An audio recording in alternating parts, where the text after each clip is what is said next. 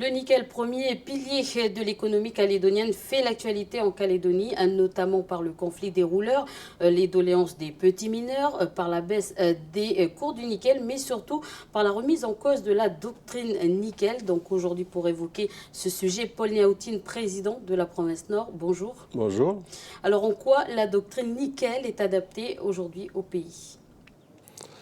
Alors, donc, le conflit, pour moi, il est derrière nous. Hein. Donc, par contre, le chantier, l'élaboration de ce qui est appelé stratégie nickel, qu'en province Nord, on dénomme doctrine nickel. Alors, pourquoi ce changement de vocabulaire et pourquoi c'est toujours en cours? Précisément, le comité signataire a reconduit les travaux. On a considéré que le rapport d'ITL était un rapport d'étape. Et donc le haut-commissaire a été chargé de mener les travaux pour aller au-delà de ce rapport d'étape. Et donc sur ce chantier, les travaux qui se sont tenus sous l'égide du haut-commissaire ont consisté à entendre des rapports d'études sur le marché international commandés par le gouvernement de la Nouvelle-Calédonie et on était en train de recevoir ces éléments d'information et la suite devrait consister à entendre, le haut-commissaire peut proposer d'entendre les différents partenaires et acteurs de l'industrie du nickel, que ce soit l'industrie minière, ce qu'on appelle la sous-traitance liée à la mine, mais il y a aussi les projets industriels et ce que nous envisageons pour l'avenir du pays. Donc ce chantier est encore en phase active. Et simplement, ce qui s'est passé ces derniers temps, c'est la mobilisation des sous-traitants dits des rouleurs, mais j'ai bien compris qu'il n'y avait pas que des rouleurs, donc il y avait d'autres catégories de sous-traitance. Et c'est dans la mesure où ce mouvement a consisté à exiger des exportations de minerais notamment vers la Chine, que ça a pu se traduire dans des termes conflictuels. Et moi, je suis simplement à la tête d'une province qui développe déjà en matière de nickel une stratégie, mais avec des fondamentaux que nous voulons proposer comme fondamentaux d'une doctrine nickel pour la Nouvelle-Calédonie. Donc ça, c'est à travers l'action de la province Nord. Je pourrais y revenir si vous le souhaitez. Et le sujet de l'exportation du minerai est endossé à des dispositions adoptées par le Congrès de la Nouvelle-Calédonie à l'unanimité en 2009. Ça s'appelle le chemin de mise à valeur des ressources minières de la Nouvelle-Calédonie. Et le traitement des exportations passe par des demandes déposées par les exportateurs qui sont traitées par le CCEM, le Conseil consultatif pour l'exportation de minerais, laquelle commission réunit les exécutifs provinciaux du gouvernement et les acteurs, les membres du SEM, les représentants du SEM. Donc c'est une réunion à ce niveau-là qui a déclenché, si je puis dire ainsi, la proposition par le président du gouvernement de travailler ensemble sur les types de minerais qui seraient orientés vers une exportation et vers quel type de clients. C'est ce rapport qui a été soumis au GDPS après la signature du protocole de fin de conflit. Et c'est sur la base que c'est l'information sur ce travail qui devrait être portée, qui a été portée à la connaissance du gouvernement de la Nouvelle-Calédonie. Et donc, ensuite, ce qui s'ensuit, c'est une décision du gouvernement par arrêté, et donc ça reste à venir. Alors justement, vous parlez du gouvernement, du HOCER. En ce moment, le sujet est ballotté entre le gouvernement et le Congrès. Qui a vraiment réellement le pouvoir d'en débattre et surtout de trancher sur cette question? J'ai essayé de le dire là tout de suite, que sur la base de la loi organique, donc à l'issue de l'accord de Nouméa, la compétence dite minière est une compétence provinciale. Un dispositif a été mis en place par la loi organique qui consiste en ce que tous les sujets qui tiennent, comme on appelle le nickel, etc., cobalt, tous les sujets, que ce soit des demandes de recherche, des demandes de titres, des demandes de concession, etc., tout ce qui touche à la mine, ces sujets sont soumis au CCM, Conseil consultatif des mines, dans lequel comité siègent les représentants des collectivités provinciales, du gouvernement, de l'État, les acteurs de la mine, les syndicats des petits mineurs, enfin des mineurs, le conseil consultatif, le conseil environnemental, enfin, les représentants des associations environnementales et le Sénat coutumier et les représentants, donc, bien entendu, des associations des maires. Donc, tous les sujets sont traités par ce CCM. Et s'il y a un avis favorable à l'issue de l'examen de tel ou tel dossier, c'est ensuite soumis au Conseil des mines, dans lequel siègent les exécutifs des provinces, l'exécutif du gouvernement de la Nouvelle-Calédonie, et le représentant de l'État qui n'a pas de voix délibérative à ce niveau-là. Donc si le sujet reçoit à ce niveau-là un avis favorable, ensuite il est traité par l'autorité compétente. S'il s'agit de police minière, c'est le président de chaque province.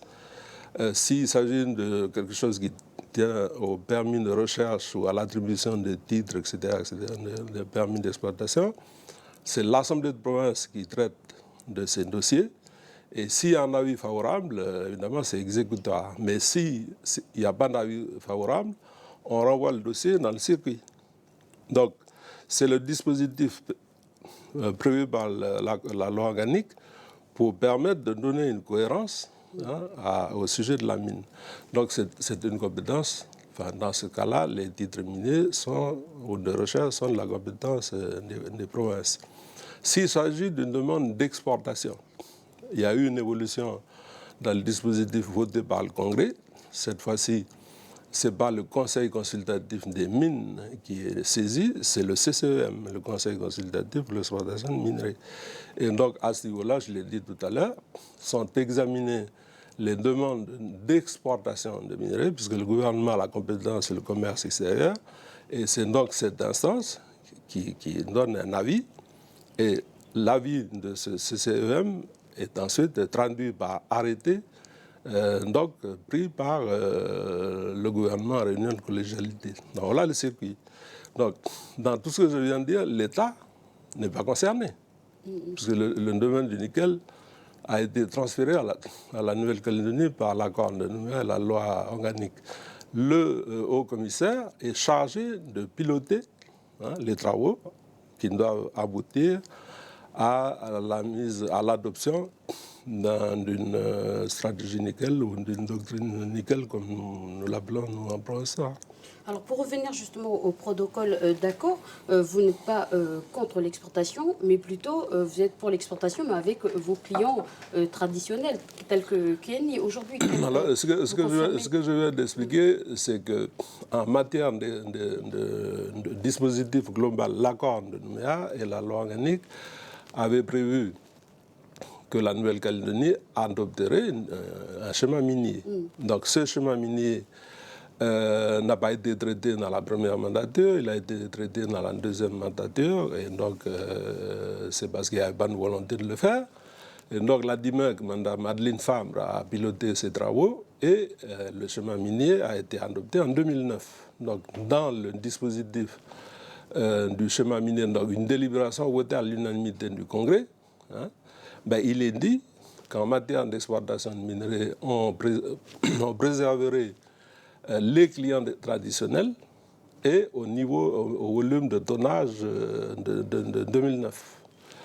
Voilà ce qui est prévu. Donc, ce n'est pas un sujet à discuter, c'est la compétence, l'autorité compétente qui est le Congrès, qui a adopté cette délibération, donc le schéma organisationnel, je l'ai déjà rappelé, et donc aujourd'hui, qu'est-ce qui est remis en cause?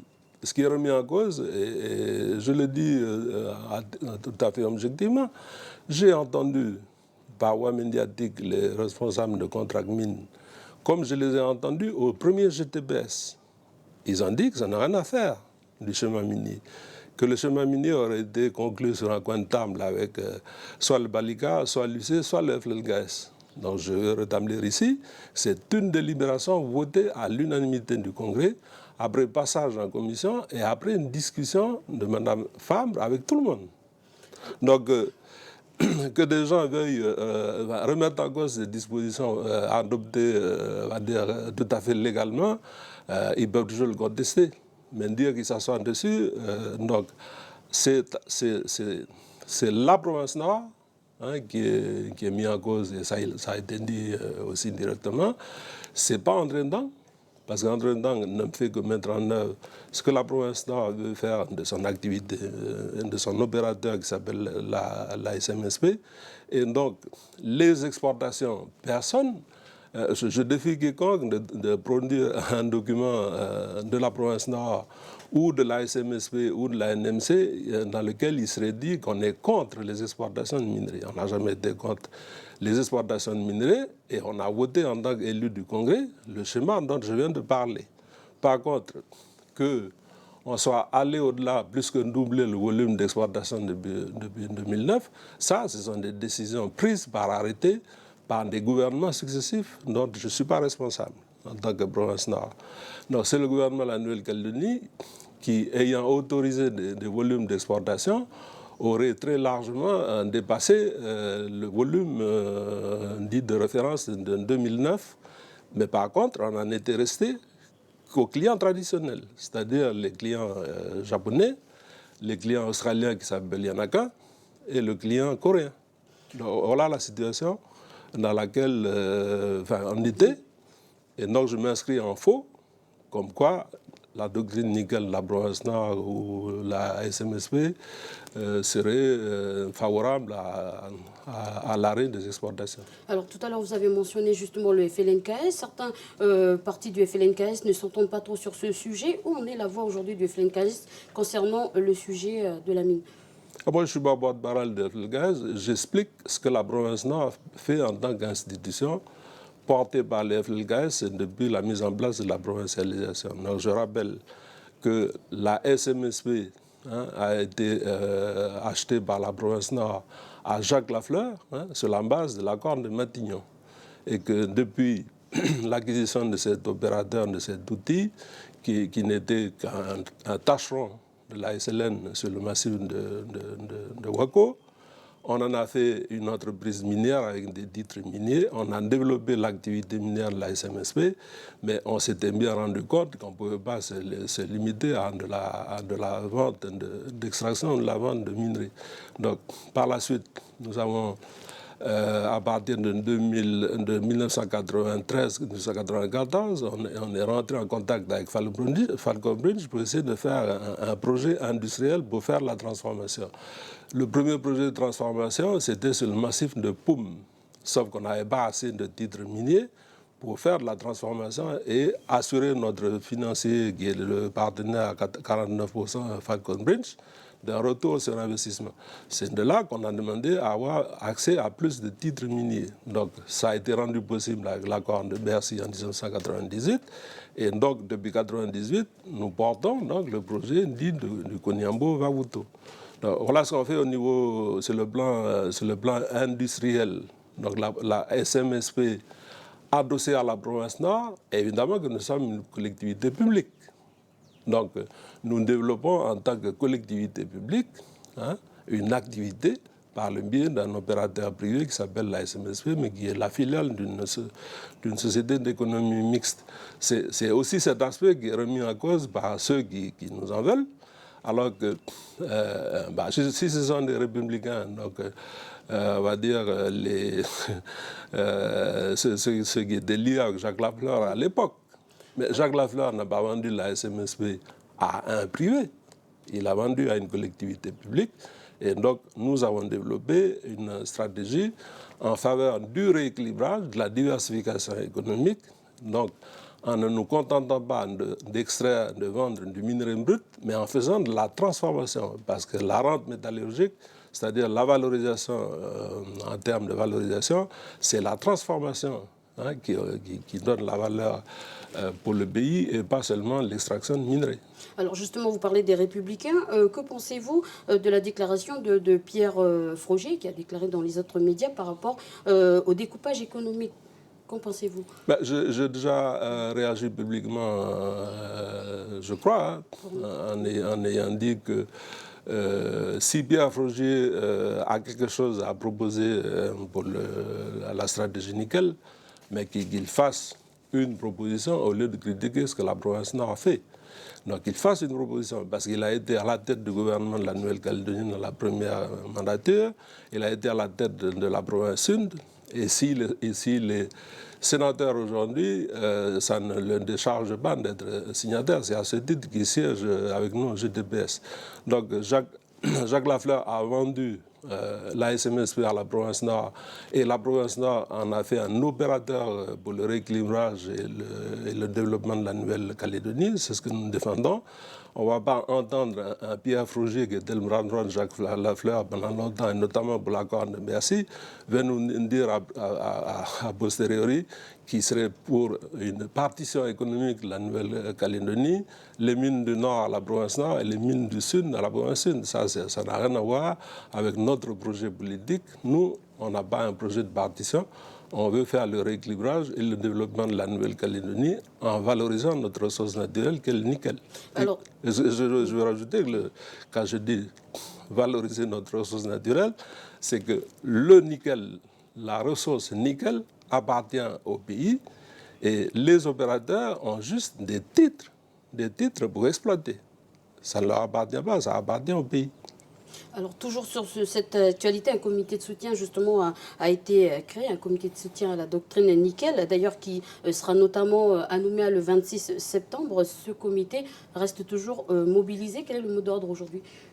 Le comité en question, ce n'est pas un comité contre quelqu'un, c'est un comité pour supporter ce que développe la province Nord, qui est une décision du FLKS.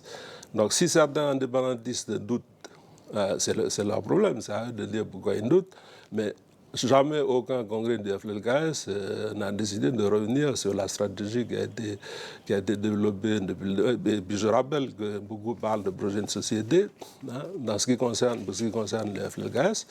On a fait des congrès, des conventions thématiques au début de l'accord de Matignon et donc on a défini les axes de politique publique à mettre en œuvre dans les communes, dans les provinces et au niveau de la Nouvelle-Calédonie, dans tous les domaines de la société civile, c'est-à-dire en matière d'éducation, de formation, de santé, de développement, d'environnement, etc. La province Nord s'est contentée de reprendre à son compte ses orientations politiques en termes de politique publique. Donc c'est ce que nous continuons de porter aujourd'hui. Et donc, ça reste le cap choisi par le comité qui a décidé de supporter cette action de politique publique en matière de développement économique. Ce n'est pas pour s'opposer aux opérateurs miniers, ce n'est pas pour faire contre quelque chose ou quelqu'un. C'est pour défendre une orientation de politique publique. Et il y a bien le mot politique dedans, dans laquelle on croit, en tout cas les ressortissants qui sont dans la mouvance là, mais le comité, il est élargi à tous ceux qui veulent apporter leur soutien, et du coup, on n'est plus que sur la base de quelques indépendants, enfin, ce qu'on a appelé les quelques militants indépendantistes. On prend à témoin ceux qui voient ce que l'on fait en matière de rééquilibrage dans le Nord, et s'ils pensent qu'on va dans le bon sens pour le pays, c'est à eux de se décider à sortir des carcans politiques et des discours dans lesquels certains veulent les entretenir et de venir nous rejoindre pour faire valoir cette orientation pour le développement du pays. Alors, pour terminer justement sur ce sujet nickel, une question, est-ce qu'une stratégie, pour terminer, est-ce qu'une stratégie commune est possible en Nouvelle-Calédonie? On y croit. Enfin, nous y croyons. C'est pour ça que nous adhérons donc, aux réunions et aux travaux qui sont engagés sous l'égide du haut-commissaire, parce que le but de cette action, enfin je veux dire de cette réflexion, c'est pour aboutir justement à faire en sorte que pour une ressource non renouvelable qu'on a la chance d'avoir chez nous, hein, qu'on puisse valoriser ensemble sur les mêmes principes. Et donc, il reste à ceux qui ne sont pas convaincus ou qui, pour des raisons peut-être politiques ou idéologiques, sont contre ce que nous faisons, de faire des contre-propositions pour qu'on voit où ça mène, de nous amener à la libre entreprise ou à laisser l'économie mondiale ou la mondialisation s'imposer à nous. Nous, on croit que sur l'échiquier de l'économie mondialisée aujourd'hui, hein, ben, le multilatéralisme existe. Donc c'est une posture diplomatique, ce qui veut dire que chacun peut négocier son espace, que ce soit pour son développement économique ou ses rapports avec d'autres pays détenteurs de ressources ou politiquement déjà indépendants. Nous sommes encore un pays en décolonisation, mais nous plaidons là l'avenir du système, enfin, du dispositif de décolonisation de la Nouvelle-Calédonie dans le cadre constitutionnel qui nous est ouvert. Donc, c'est dans ce contexte que nous continuons à discuter et nous ne perdons pas donc, cet espoir que la bonne intelligence prime et qu'on dise une bonne fois pour toutes que ce ne sont pas les opérateurs miniers qui doivent contrôler l'avenir de la Nouvelle-Calédonie, ce sont bien les collectivités publiques et les décideurs politiques qui doivent décider des bases de cette orientation de politique publique pour la valorisation du nickel. Alors pour réellement terminer cet entretien, Paul Niaoutine, comment on aborde aujourd'hui la sortie de l'accord de Nouméa? L'accord de Nouméa prévoit au bout de dans la quatrième mandature la consultation sur la sortie de l'accord. Il y a 3 volets dans cette consultation. C'est le transfert des compétences régaliennes, la transformation de la nationalité, de la citoyenneté en nationalité et le statut international du pays.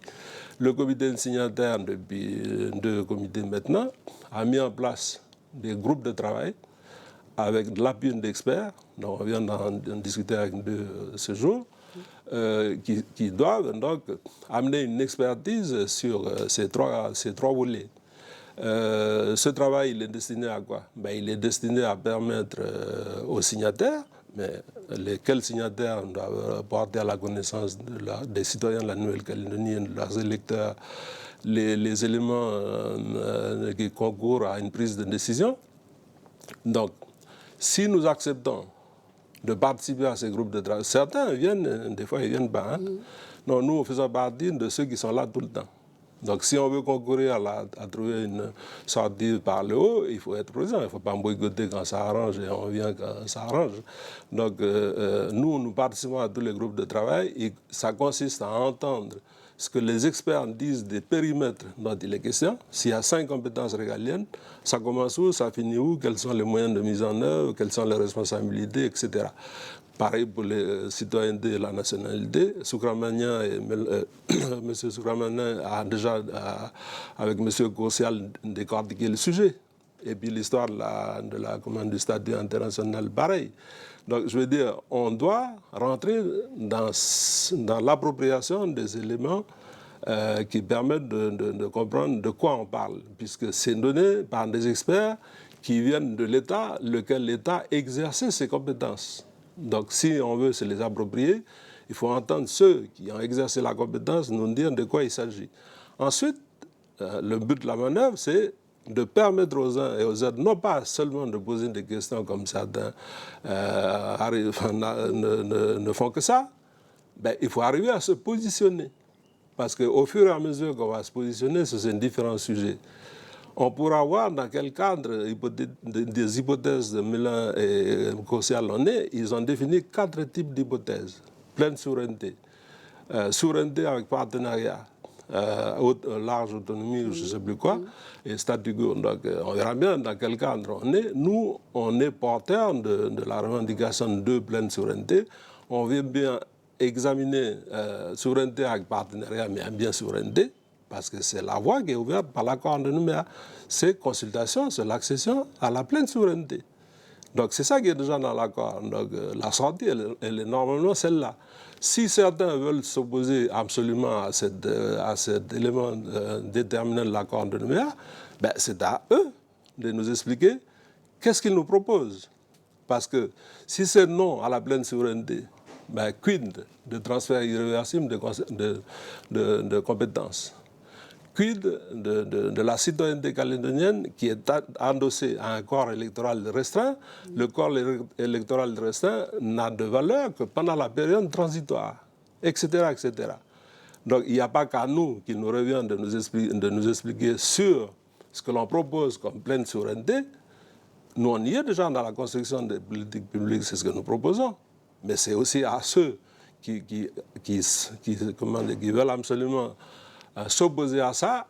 S'ils proposent un troisième accord, qui engage qui dans la recherche d'un troisième accord? Nous, on est en train de porter la position du FLKS qui a été engagée dans l'accord de Nouméa. Ceux qui sont en face de nous, ils sont subdivisés aujourd'hui en 3 groupes. Qui engage qui? Vis-à-vis, nous, on n'est pas là à discuter avec des gens qui n'engagent personne. Et vite fait, comment s'est passée justement la rencontre avec les experts qui sont aujourd'hui, notamment Yves Dasson? Les experts qui sont là viennent, et je leur explique, parce que justement, ceux qui boudent, ils viennent pas parce qu'ils seraient, je ne sais pas, en train de réclamer quelque chose à l'État. Mais les experts, notre délégation, n'engagent pas l'État. Ce sont des gens qui sont au courant de comment l'État gère les choses, où ça commence et où ça finit. Donc ils viennent comme experts. Et systématiquement, ils nous auditionnent en bilatéral, c'est-à-dire en direct, avant les réunions plénières. Et aujourd'hui, M. Dassonville et M. François Garde ont choisi de se délocaliser en province nord et de donner les mêmes éléments de réflexion aux maires. Donc c'est une première depuis le début de l'année où on a engagé ces travaux. Donc c'est très bien. Donc je veux dire, systématiquement, les experts reçoivent les signataires, les groupes politiques en bilatéral. Donc certains y viennent. Et ensuite, quand il y a la plénière, ils ne viennent pas. Ou l'inverse. Donc je veux dire, nous on n'est pas en train de jouer au cache-cache. Si on veut vraiment sortir par le haut au bout de 2 ans, ben, il faut être là, assumer ce qu'on dit et faire des propositions.